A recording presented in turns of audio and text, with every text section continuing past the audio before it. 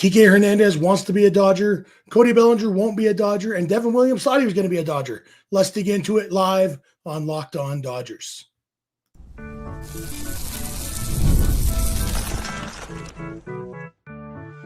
You are Locked On Dodgers, your daily Los Angeles Dodgers podcast. Part of the Locked On Podcast Network, your team every day.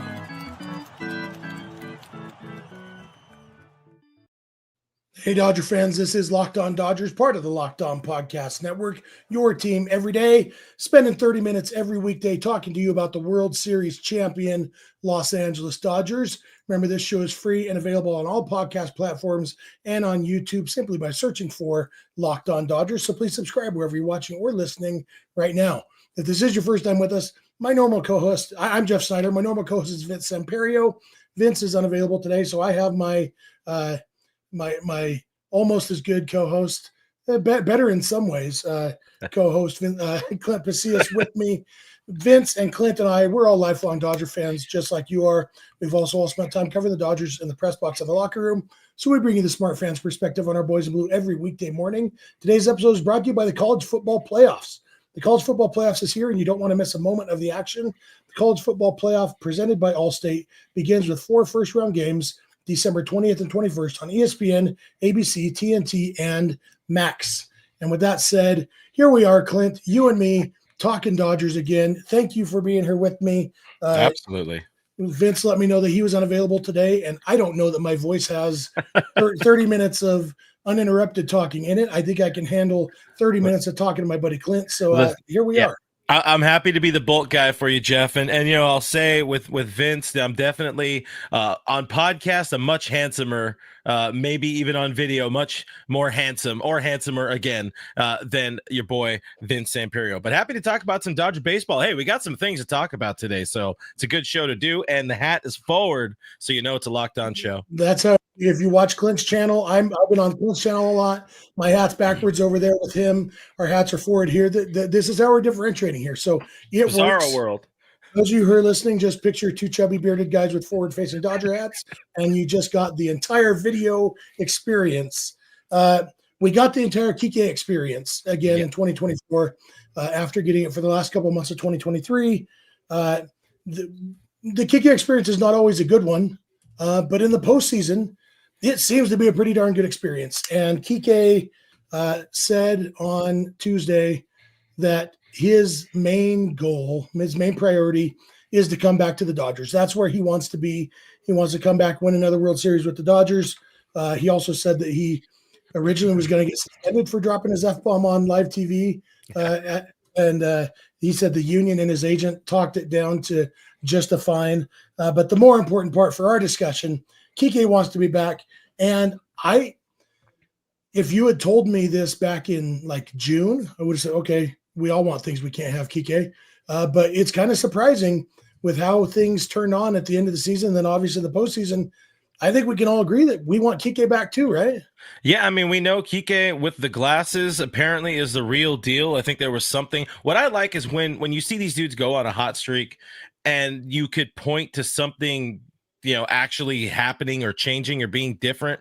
You can kind of grab, sink your claws into that and be like, all right, maybe this is the real deal. The glasses seem to help. It turns out you kind of need to see the baseball to hit the baseball. Happens at the right time. And then, of course, we know October Kiké, much like Jocktober of old, it's the real deal. It is the real deal. And, another Dodger Hernandez taking away his leverage in free agency by saying, no, I want to go back there. We know we're waiting on Teoscar. Now we're waiting on Kiké. I think both the Hernandez boys should be back. I understand not everybody is coming back, but it's cool to see Enrique here saying what we all feel in our souls coming off of that World Series run.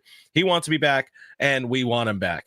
And he's a really good fit for this Dodgers team because they have the superstars, but his versatility, his ability to play all over the field, give different guys rest, fill in when, he played third base when Muncy got hurt. He can play shortstop if he needs to. He plays really good second base, plays a solid center field, all those things, and even, looking at if Tommy Edmonds, your everyday center fielder, when you do give Edman a day off, it's going to be against a right-handed pitcher, and Kiké actually hits right-handed pitchers pretty well, better. That was a weakness earlier in his career, but he could, so he can fill in all over the field. He's basically Chris Taylor back when Chris Taylor could hit. I still maintain I don't know that there's room for Chris Taylor and Kiké Hernandez both on this roster, especially since they have Edman and Miguel Rojas. It's hard to see both of them, and maybe that's why it hasn't happened yet, because the Dodgers are trying to figure out what the future of Chris Taylor is. But it seems like those two things, Taylor and Kiké, their futures are kind of inextricably connected. Yeah. And maybe that's the holdup on this one. I mean, you could also throw in the Gavin Lux factor. We don't know how much we buy into the rumors from last week and all that, but maybe the Dodgers were dangling Lux or trying to move Lux in that Devin Williams trade. And I know you want to talk. I definitely want to talk some Devin Williams in a little bit here on this show, but it's clear between Chris Taylor and Kiké Hernandez, one of those dudes is a much more tradable asset, much more desirable asset to other teams, and it's probably going to be Mr. Gavin Lux. But that, to me, kind of signals the Dodgers are, once again, trying to find a way to create that roster space for Kiké. We saw him do it in spring training, shipping Manuel Margot out of town so they could immediately latch on to re-signing Kiké Hernandez. And that's probably the situation. And I think at this point in his career, he's 32 going on 33. He's been a starter like he wanted to do. He's not, I can't imagine Kiké looking for the big dollars, looking for a bunch of years in security. It's a lot more fun to, have that parade at the end of the year. And this team, as he said in that interview, in so many words, it gives you the best chance to win. Yeah. And I wonder if they already have a deal worked out with Kiké, and it's just hey, you know what, relax, and come spring, once the 60-man injured list exists again, then we'll have 4 spots open up, and then we'll sign you. It could be as simple as that. I don't think that's the case with Teoscar Hernandez. I think Teoscar is legitimately negotiating, but Kiké, the fact that we haven't heard anything about him really all offseason, anywhere. Who wants him? Any of that? Who's he talking to? This is the first we've heard. And basically, the only team we mentioned is the Dodgers. And so maybe it's just kind of a foregone conclusion, not quite as much as Kershaw, but basically like Kershaw, that, what? Kershaw's coming back. No point signing right now when we need the 40-man roster spot, especially, the difference with Kershaw is he's not going to be ready at the beginning of the season anyway. So there's definitely no reason for him to sign right now. But Kiké, he could sign in late February or mid-February when the 60-man opens back up and be just fine for the beginning of the season. And it's not like they get paid in the off season. If anything, they would have to maybe do some weird, of the appearances or the Christmas party things or whatever. Hey, if I'm Kiké Hernandez, I'm fine, just chilling, going and doing random podcasts. And what was it? I think he was getting a haircut also or something on the podcast. I don't know. I didn't watch it. I saw the clips and then I saw what it was published on. And I was like, is that a haircut logo? So I haven't watched all of it yet, but if there is a good faith deal already in place, I'm fine. I'm comfortable. I don't need to prove anything to other teams, other players around the league. I know where I want to go. We got something in place. Call me in February when we got the paperwork figured out. Yeah, and with all the renovations going on at Dodger Stadium, it's not even like they could be working out at the stadium if they were on the team. There's, I guess maybe Camelback Ranch isn't available to them right now like it would be if they were under contract, but, I know Kershaw has plenty of training facilities available to him in Texas, and I'm sure Papa Shot. Yeah, Papa Shot. And I'm sure Kiké is not hurting for places to work out too. So that was good to see. I think Kiké is going to be back. I think Teoscar is going to be back too. We don't have any new news on him. In fact, if anything, we know less than we did yesterday, which was less than we knew the day before that. So I think we're going to keep on this bell curve. We're going to keep knowing less and less on Teoscar until the day he signs. But I was hoping by bringing you on because, sometimes news happens while you're live. So I'm hoping that, while we're talking, maybe this next segment about Cody Bellinger, that we'll get news from Jeff Passan that Teoscar and the Dodgers have signed. I don't know. We'll see what happens, Turn on notification watch right now. It's notification watch. Yeah, I don't believe notifications. I just scroll Twitter when my podcast partner's talking instead of listening, We're going to come back in a minute. Cody Bellinger, former Dodger. Some people thought future Dodger. He's not coming to the Dodgers. He's going to the Yankees. We're going to dig into that a little bit. So thank you for making Locked On Dodgers your first listen, and please keep it Locked On Dodgers. This episode is brought to you by Select Quote. The World Series, Super Bowl, the Olympics, the world's top athletes get paid to play in these top-level sporting events thanks to one thing, teamwork. And teamwork can also protect your financial legacy and your family's future. Select Quote's licensed insurance agents are the perfect teammates when shopping for customized, affordable life insurance. They can find you the right policy to keep your financial legacy safely in your family's end zone. Select Quote is one of America's leading insurance brokers with nearly 40 years of experience, helping over 2 million customers find over $700 billion in coverage since 1985. Other life insurance brokers offer impersonal, one-size-fits-all policies that may cost you more and cover you less, while Select Quote's licensed insurance agents work for you to tailor a life insurance policy for your individual needs in as little as 15 minutes. You invest so much time to take care of yourself and to be the healthiest, best version of you. Select Quote's exclusive policies can reward that effort. If you're in good health, they work with carriers that could get you same-day coverage for up to $5 million, no medical exam required. And these policies are more affordable than you think. You could get coverage for up to $1 million for as little as $20 a month. So head to selectquote.com and get a licensed insurance agent will call you right away with the right policy for your life and your budget. Select Quote, they shop, you save. Get the right life insurance for you for less at selectquote.com/lockedon. Go to selectquote.com/lockedon today to get started. That's selectquote.com/lockedon. We are back. Thank you for making Locked On Dodgers your first listen. Thanks for being an everydayer. If you're not, it's easy to become one. Just watch or listen every weekday morning or the night before every weekday morning if you want to be here with us live like we are most days. Thanks again to Clint for being here with me. Remember to go beyond the podcast and become a Locked On Dodgers insider by going to joinsubtext.com/LockedOnDodgers. Please subscribe if you're watching this on YouTube. We look at our numbers and see that only about 25% of the people who watch us are usually subscribed. And, a lot of people come in every day. It's a lot easier to find us if you just subscribe. And obviously it helps us out a lot. I'm a little bit offended that Clint's subscribers have edged past ours. And so if you subscribe to Clint and not me, I mean, that's really a slap in Clint's face. Don't you think, Clint? You know what? Hey, give this guy a follow. This is one of the hardest working people in show business that I've met, that I've had the pleasure of working with as well in this industry. People see the show, the YouTube algorithm, thankfully still pumping the show in front of people's eyes if they're not subscribers, but there's no reason to not subscribe, guys. It's completely free to you to subscribe to a show like this, and any of the Dodger shows that I host. Just subscribe to Clint. We had the first ever Cody for Cody trade in baseball history. Oh, wait, I got something for that. Did you? There. Nice. Cody That's where I bring Clint. He's got the sound effects. Cody Bellinger for Cody Poteet. The Yankees also got $5 million in the deal to cover some of Bellinger's massive salary. Kind of wild that a year ago we were talking about, is Cody Bellinger going to get a $200 million deal?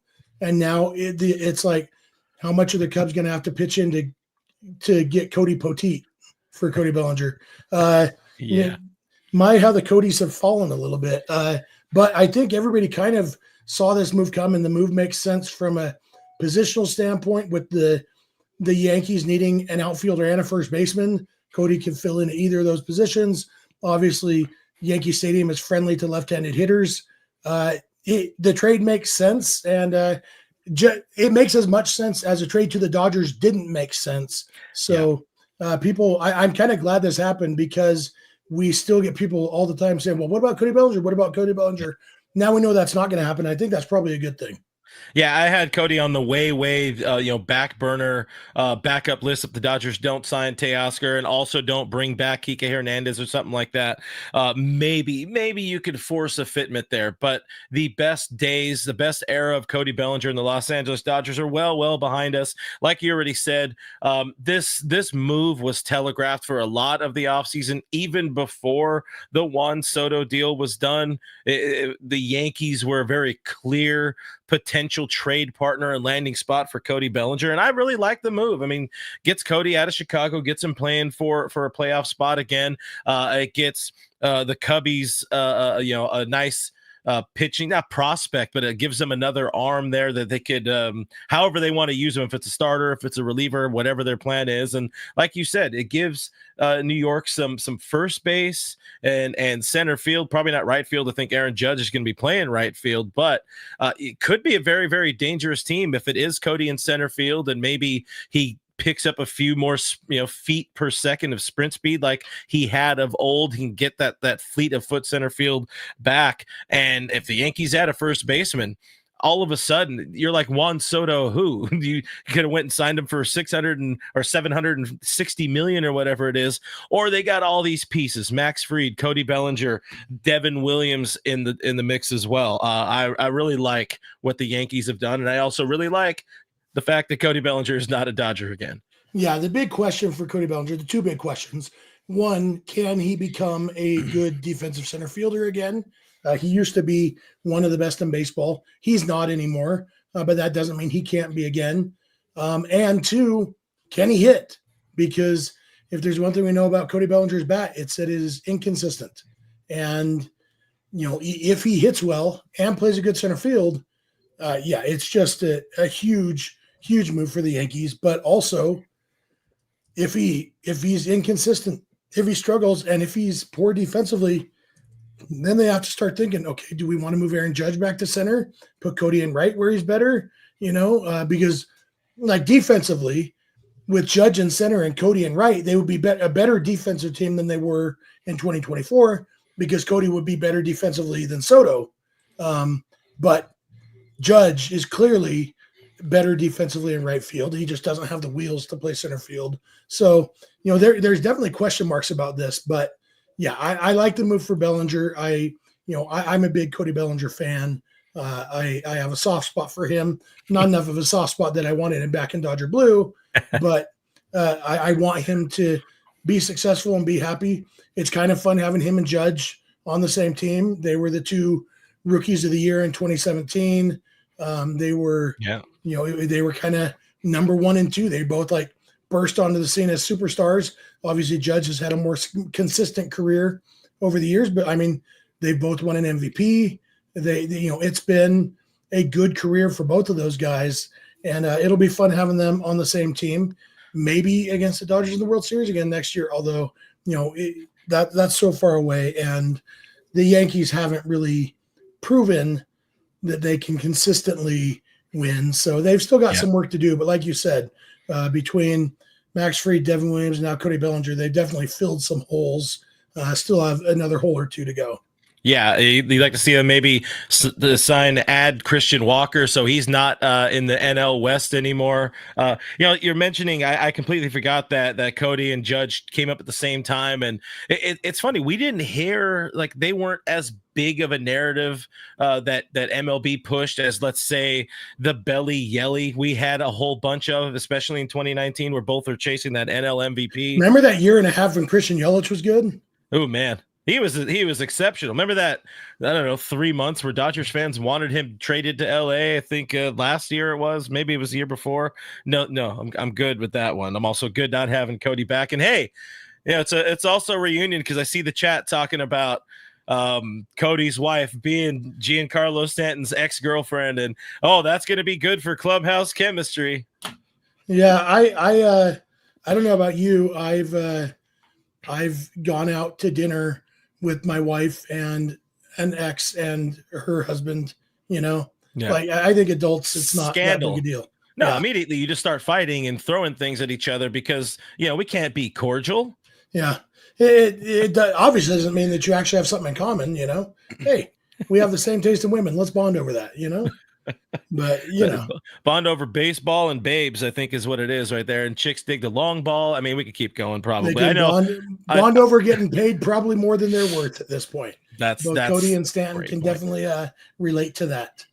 Only one of those guys can consistently hit in the postseason, and that is the artist formerly known as Mike Stanton now. But again, you want to see them go out and make some extra moves, and I'm sure I'm seeing Yankees fans being happy that they're able to diversify the portfolio instead of going all in on 15 or 16 years of Juan Soto, how crippling that would have been to an organization. And that's why I'm also glad the Dodgers were in on Soto to their number, to a degree, which is still an insanely high number. Not to make this a Juan Soto show. We're past that. Thank God we're past that. Yeah. The 15 years was definitely never appealing. I definitely thought the Dodgers could have a chance to front load a 12-year contract that Soto would be likely to opt out of after getting paid a ton. But if it wasn't on their terms, I'm glad that, Dodgers can win a World Series without Juan Soto. They did it just a month and a half ago. I was watching. I saw it happen. That they did. I feel like you almost had like a perfect segue into talking Devin Williams because, hey, maybe he was almost a Dodger we found out today. Yeah. And, we also know the Dodgers won a World Series without Devin Williams. They'll do that again, too, because Devin Williams is a Yankee. He thought he was going to be a Dodger. We're going to come back in a minute, and we're going to dig into that. So thanks again for making us your first listen, and please keep it locked on Dodgers. This episode is brought to you by FanDuel. Get ready to tackle the NFL action with FanDuel, America's #1 sportsbook, because right now, new customers can bet $5 and get $150 in bonus bets if you win. The FanDuel Sportsbook app gives you everything you need to place live bets on the NFL all in one place. So when you get a hunch in the middle of a game, you can check out the latest stats, view live play-by-play, and so much more on the same page where you place your bets. Just visit FanDuel.com to join today. And looking at some of those potential $5 first bets to get your $150 in bonus bets, looking at the NFL on Thursday Night Football this week, we have the Broncos and the Chargers. Chargers are minus 148, so they're favorites, but not huge favorites. Maybe don't want to do that one. Let's scroll down and see if we can find a more lopsided game. The Falcons are minus 430 over the Giants. That seems like a good one. Lions are minus 310 over the Bears. There we go. The Buffalo Bills and the New England Patriots. The Bills are minus 1,000 favorites to win that game. So if you're looking for a safe bet to place your $5 bet to get your $150 in bonus bets, maybe take the Bills over the Patriots, and then you'll get started with $150 in bonus bets if you win that first $5 bet. All of that at FanDuel.com. Never waste a hunch and make every moment more with FanDuel, an official sportsbook partner of the NFL.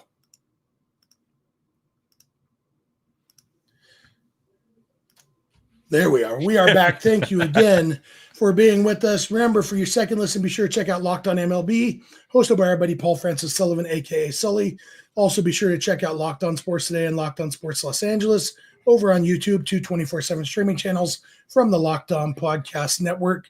And, so Devin Williams had his introductory Zoom call with the media today. Still has his beard, so he's not truly a Yankee yet. Such a stupid policy. He said that he thought he was going to the Dodgers. Everything pointed to him going to the Dodgers. And then the way he put it was that the Yankees snuck in under the table and got a deal done. We talked a little bit about this yesterday and just about the fact that when you're trading with a team that's not rebuilding, it's not just about the best package you can put together. You can overwhelm a team with talent, but if the Brewers, having lost Willy Adames, they know they're shifting either Bryce Terang or whoever their third baseman is to shortstop. So they need a new either second baseman or third baseman, and so that's why if Gavin Lux is really included in those trade talks between the Dodgers and Brewers, that will be why that they're trying to fill that hole that would be created by moving Bryce Terang to shortstop. But it might have just come down to the Brewers like Caleb Durbin more than they like Gavin Lux. And if that's the case, then there's not really anything the Dodgers could have done to spruce that up, because if you don't have an infielder who's ready to play in the big leagues, who the Brewers like as much as they like Caleb Durbin, then they're not going to make that trade, Yeah, I mean, I agree with what you said. I think you said it on the All Dodgers Discord channel. Check it out. All that things. I don't need to promote all of that here, but the Dodgers have the pieces to overwhelm a team, but not necessarily the correct pieces, I think, that they would want to get rid of. And we know probably 1 year of Devin Williams, as good as he is not going to be, or as good as he is and good as he can be, has not been good in the postseason, which is very important for the Dodgers. We haven't, you don't want to see this team give up Dalton Rushing type, maybe, some of the other, Emil Morales. I guess they're not, most of the infield prospects the team has aren't quite ready for showtime. Like, maybe if they had Michael Busch, maybe a deal happens, because they don't have, he doesn't play shortstop, but they didn't have that waiting in the wings infielder that was good enough to match what the Yankees can do. And I guess, a Bobby Miller in there, insert other names, Landon Knack. I don't know. I know there have been like some rumors, some reports of deals, that maybe the Dodgers were throwing out there, the key name being Gavin Lux. But I agree with you. I think they just didn't have enough, or they weren't willing to go to that overwhelm the Brewers like price point or prospect point. Yeah, and I always think it's funny when fans will be like, well, why didn't they trade this guy who I think sucks for this guy who I think is really good? Well, if he sucks, another team's not going to give up something good for him, Yeah. And so it's like, well, Dodgers should trade Chris Taylor, get some, okay, what are you going to get for Chris Taylor at this point? There's just, it has to be a match between the teams. It did seem, though, like listening to Devin Williams, like he was a little bit bummed that he got traded to the Yankees instead of the Dodgers. Maybe that's my Dodger colored glasses coming out, but he probably didn't want to shave. That could be. Yeah, whatever it is, there seemed to be a little bit of a disappointment in his voice, which, Roy Estrada in the chat says that means he's going to come in free agency next year. We'll see what happens, but maybe he will like the way he looks without a beard and find true love if he hasn't already or whatever. But I don't know. Some of us our faces are too fat without a beard, Listen, I could go off of that, but we'll leave that alone. Disregard the Taco Bell cup right here, because me and the missus were hungry. I would have preferred, I had I wouldn't say a line in the sand, but I preferred, if we're talking between Devin Williams and Tanner Scott, I preferred the Dodgers taking that flyer on Devin Williams, because it's 1 year. I didn't think it would cost a whole bunch of important pieces of prospect capital from the team. And if it did, they weren't going to do it. But he's been so filthy throughout his career, and to actually see him, maybe get an opportunity to perform in the postseason, which he really hasn't had a lot of the times because of injury or his own stupidity. But now you got to assume team's got to be going full court press on Tanner Scott's camp, and Tanner Scott adding to the back of that bullpen. This is a dude we've talked about for the last two seasons, at least, definitely the last 2 seasons, because he was great in 23, great in 24. He hasn't made a crazy amount of money in his career up to this point. So maybe I think a lot of people, me especially, or me definitely, I think a lot of folks presume Tanner Scott's going to be asking for absurd money, like 10 million a year, 15 million a year, whatever it is. Like, I don't know that he can go out and he can ask for whatever. I don't know if teams are going to be willing to go to that amount. So I guess what I'll eventually get to with this is, what kind of contract do you think Tanner Scott could be seeking? Yeah, I assume that he will get those big per year dollars. The question is going to be how many years he can get for me, because he's 30 years old, 30 and a half. He's got really three years of being really good. Mm-hmm. Really 2 years. Yeah, because he plus was 2020. Yeah, because he was traded, and then 20, which we take 20 numbers for it's 20 innings. So anybody can be good for 20 innings. Alex Verdugo told me so. But the last 2 years he's been one of the best pitchers in baseball, and realistically, even when he's been bad, his strikeout numbers are insane. Yeah. It's really like his issue has been walks and hits, and when the last couple of years he's hardly allowed any hits, which is made up for the fact that he still walks too many guys. And I think the Dodgers would be a perfect fit for him because the Dodgers turned pitchers like Evan Phillips and Ryan Brazier and, guys like that into really good pitchers. Michael Kopech. The Michael Kopech is more analogous to a Tanner Scott because of the stuff, and obviously Tanner Scott has put it together already better than Michael Kopech did with the White Sox. But I think the Dodgers could help Tanner Scott take that next step too. And, hearing people talk about it, like what's that guy on the Diamondbacks, their closer or was closer who was talking about the Dodgers in an interview earlier this offseason. The guy they got from the Mariners. Yeah, just at the tip of my tongue as well, because I know I've known his name every moment of my life except for right now.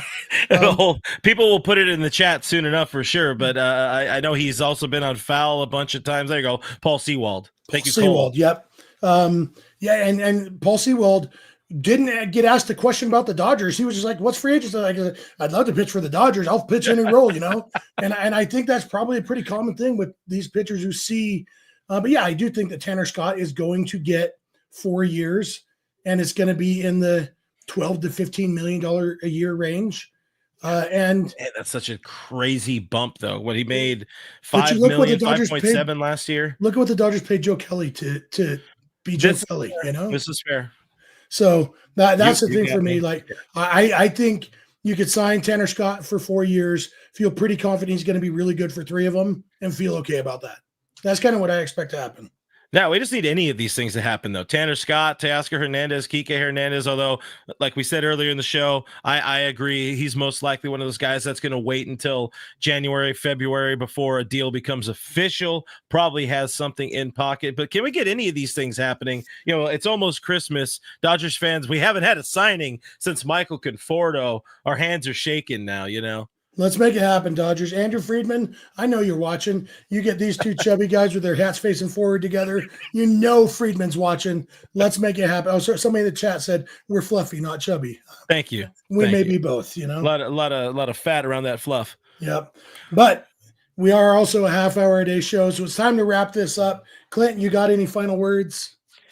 I just said him right there. Can we make a move happen? I want Teoscar Hernandez in my stocking over the mantle there. Might be a little weird. Let's just get him back in Dodger blue.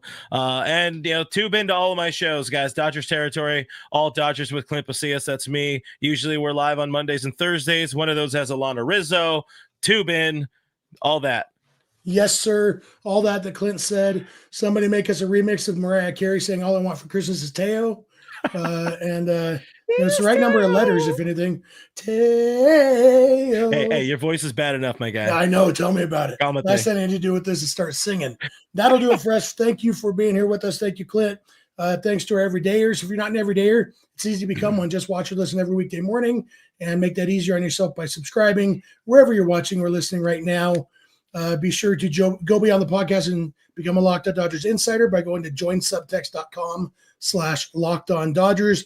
Also, be sure to check out Locked On Sports Today and Locked On Sports Los Angeles, 2 24/7 streaming channels on YouTube from the Locked On Podcast Network. You can follow us on Instagram, Twitter, and TikTok at Locked On Dodgers. Vince is on Twitter at Vincent91. I'm on Twitter at Snydog, and Clint is on Twitter at RealFRG. All of our DMs are open over there. So email us, lockedondodgers@gmail.com, or send us a voicemail or a text message at 323-863-LOCK, 5625. We are here every weekday morning, and we hope you'll be here with us. When you get in your car or sit on your couch, tell your smart device to play podcast Locked On Dodgers. And remember, you don't have to agree. You just have to listen. We'll talk to you tomorrow. Bye.